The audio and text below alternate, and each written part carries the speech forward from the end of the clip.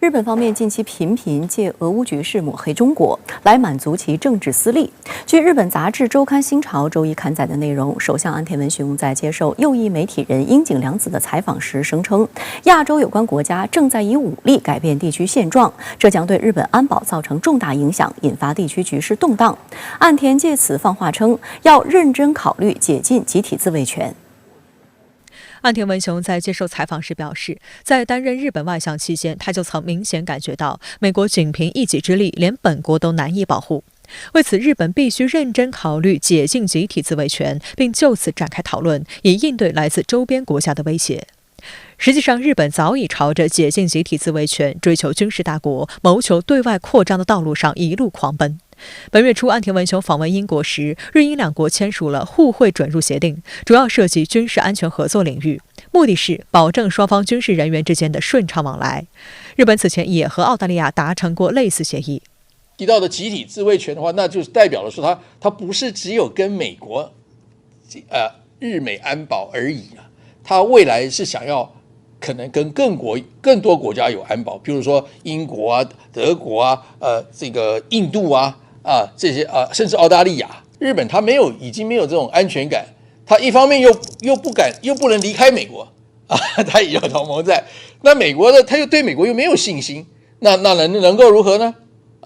那他就只要自己要准备这个加强他自己的武力嘛。岸田在采访中还声称，在亚洲，有关方面正在凭借武力单方面改变现状，有可能会发展成对日本安保造成影响的重大局势。樱井良子追问，这是否是在针对中国？岸田称，中国在南海、东海正在采取这种措施，确实如你所问。日本为了彻底摆脱身上的军事枷锁，可谓是煞费苦心，不断利用世界局势的变化，寻找解禁集体自卫权的突破口。除了老生常谈的中国威胁，日本政府还拿俄乌局势做文章。在俄乌冲突背景下，日本政府于今年3月向乌克兰提供了防弹衣、防寒服等涉军物资。共同社上周六报道称，当时自民党内部就有意见提出，日本应当像欧美国家一样，向乌克兰提供具有杀伤力的装备。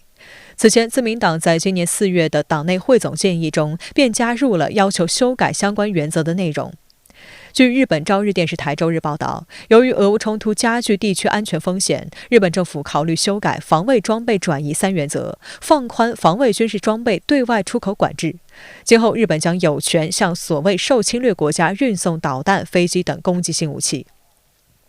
受二战后国际法限制，日本政府早先确立了武器出口3原则。2014年，时任安倍内阁通过防卫装备转移3原则，被普遍认为根本上修改了原武器出口3原则禁令。其中有一个部分是说，有战争的发生的地方，日本就不卖武器给这些国家相关的国家，所以的话，应该是要解除这个部分。所以他想，因为俄现在打仗嘛，他现在可能可以卖一些武器给乌克兰啊，或者是说周边的国家，像波兰现在也很紧张啊，那这个芬兰也有可能以后要买武器啊，那对日本来讲是一个卖武器的机会嘛，所以的话，这个我觉得它是针对它的武器的市场的发展有潜力的地方，他在做这些准备了。据日本共同社报道，此次防卫装备转移3原则再次被探讨修改的背景是日本政府和执政党内部的担忧逐渐扩大，认为日本武器的顾客只有自卫队且利润率较低，导致国内企业陆续撤出该业务，防卫产业将无法维持。目前，日本虽然已与大洋洲、欧洲、东南亚等共12个国家签订了允许出口的防卫装备品和技术转移协定，但现实是成品合同仅有与菲律宾签约的防空雷达一份。对于日本政府寻求放宽对外武器装备出口，日本舆论广泛关注。日本经济新闻称，今后如果武器装备出口限制放宽，必将令人担心日本出口的武器装备会被用于海外冲突中，如何与宪法第9条精神保持一致将是焦点。自俄乌冲突以来，日本右翼保守势力一直蠢蠢欲动，试图抓住国际舆论对俄不利之机，借题发挥，混淆视听，为军国主义侵略历史翻案证明。日本前首相、自民党副总裁麻生太郎本月上旬在一次讲话中竟宣称，二战中是苏联单方面撕毁日苏互不侵犯条约，率先向日本发起所谓侵略。而持这种观点的并非麻生一人。日本自民党前干事长石破茂3月份也曾称，日本绝不能忘记苏联侵略日本的历史。这种日本遭到侵略的论调令人惊愕，但在日本国内似乎并未引发相应关注。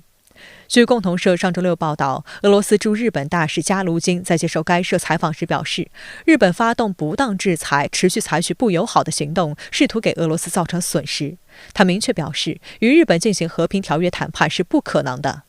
在俄乌冲突爆发后，俄罗斯政府于3月下旬宣布中断包括南千岛群岛及日本所称北方4岛的领土问题在内的对日条约谈判。